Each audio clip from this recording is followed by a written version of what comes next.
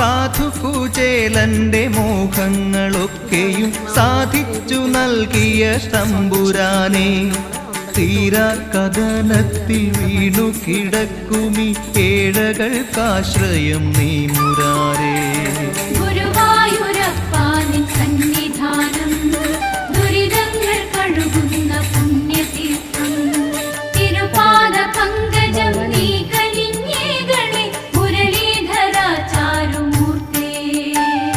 പൂകൊണ്ടു പൂജിച്ചാൽ കൈക്കൊള്ളുമല്ലോ നീ പൊന്നുകൊണ്ടാകിലും തൃപ്തിയല്ലോ ഒന്നുമില്ലെങ്കിലും നിന്നാമം ചൊല്ലിയാലെല്ലാം കൊടുക്കുന്ന മൂർത്തിയല്ലോ